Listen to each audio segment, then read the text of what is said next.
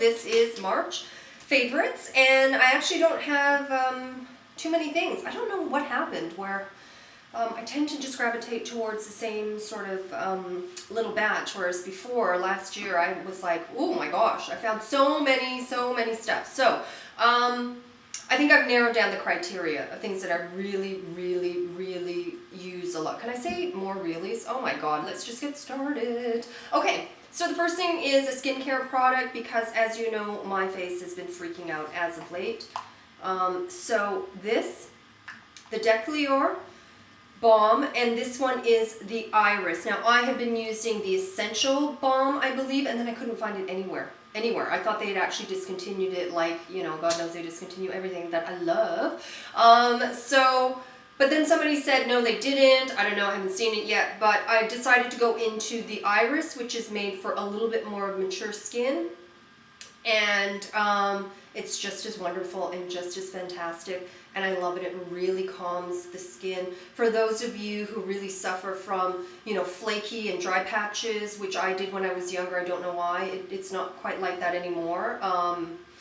Well, except because I'm using the Retin-A and all that sort of stuff. But I would suggest using a balm at nighttime to really keep in that moisture and really nourish the skin as it's going through its sort of regenerating process. So the Iris is just doing wonders right now. That, and then I've got two liners.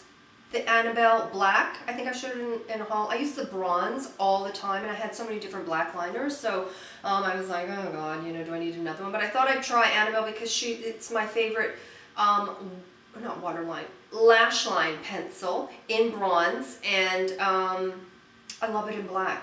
It's fantastic on, when I tightline, I use this and the Armani. Those two I use a lot for the tight lining, and it's fantastic.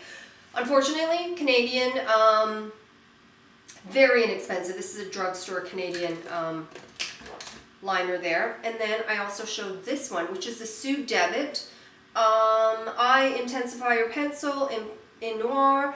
And I was scoping this out specifically for the waterline because I'd heard it was like the most long-lasting, yada yada yada. It doesn't last on my waterline, but you know, like, hello, big surprise there.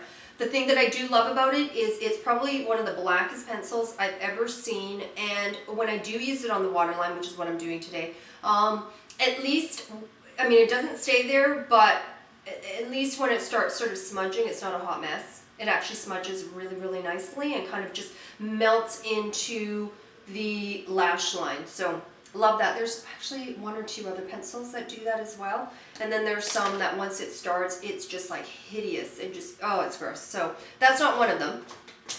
The next, there seem to be a lot of eye products, is Groundwork. You know, it's a staple. There it is there. Still staying, you know, nice and moist and juicy. Some do, some don't.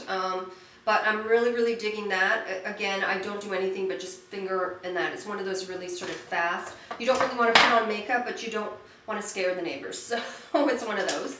The next one is also from MAC, and I'm using this like a mofo these days, which is the Greasepaint stick in Below Ground. I believe it was limited edition. And of course, when I mention that a limited edition with anything that has to do with MAC, I'm, you know, sort of saying it with a grain of salt because God knows they always re-release. So there's that. There you go. Gosh, should I have swatched? Oh, you guys know what Groundwork looks like. Okay, so there's that. And then the Maybelline Full and Soft. Where did I first? Yes, it was, again, Blushing Pixie. I sort of get a, whoops, I just had a brain fart there. I swear to God, I get so many tips from her. I love her channel. So, she had mentioned that a lot of people were mentioning in the comment bar to try this. And then so she did, and she used it with a Shiseido mascara base before they discontinued it. And she said, amazing. So of course I had the Shiseido mascara base. I ran out and got this one. This was quite a while ago. And I had so many to go through, it was actually sitting for quite a while, but I finally picked it out. And the brush is like that, and it's just really flirty. It's not super high drum, it's great everyday. Separates, well, full and soft and flirty. So definitely a good buy there. And I don't know why I've got so many eye products. Okay, this month I've been using this color a lot out of this palette, and that is Creep. And it's sort of like a sparkly shiny black. I'm assuming it's sort of reminiscent to Black Tide. I also have a shoe that I showed before. Can't remember what, because they don't have names, they have numbers. They also have an Hourglass, also has one. Hourglass is amazing. Her black shadows for Hourglass, amazing. There's so much depth. I've never seen a shadow that black before than an Hourglass black eyeshadow. This one comes pretty close though. I mean, if I was to just touch it, and it's got a little bit of sparklies in there, you know, and I'm telling you, I just like went like that. So very pigmented and great.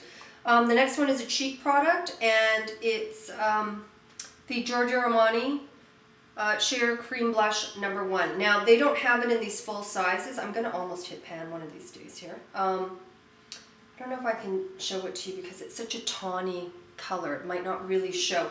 Gorgeous, gorgeous, gorgeous, gorgeous. He doesn't have them in the full size, but he has them in duo. So you get 2 in there. And I think he might still have this color.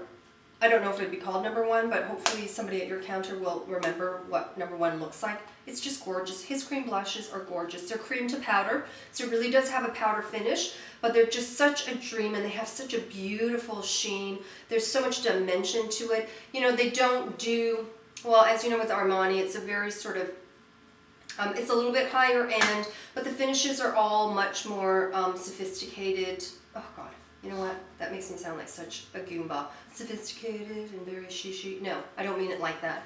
I just mean that, you know, they're not super crazy pigmented like NARS. They don't have a lot of glitter or sheen or any of that sort of stuff.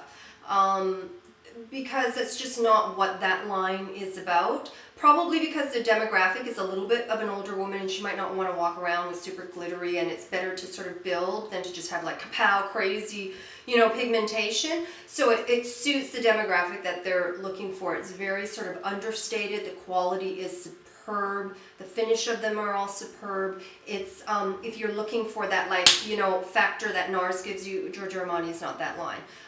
But everything is incredibly high quality, and the finishes of them are gorgeous. And this, like the finish of this, amazing. You don't need a highlighter with this. It's just, but it's so, I can't describe it. It's so three-dimensional in a lot of ways as well. So, you know, because Laura Mercier, she doesn't necessarily do glitter, but, okay, anyways, you know what, now I'm sick of myself, so we'll stop that. Lastly, the Glossimer number 25. Okay, it really, really kind of irks me that they don't put it on the product and they put it on the box. It's like, what do you think, I'm gonna like carry around my Chanel box or keep my Chanel boxes somewhere? You know, you think it would make sense to put it on the product, but I guess the number is enough. But honestly, it's just a bit of a pet peeve of mine. It's like, can't you just put it on the bloody thing?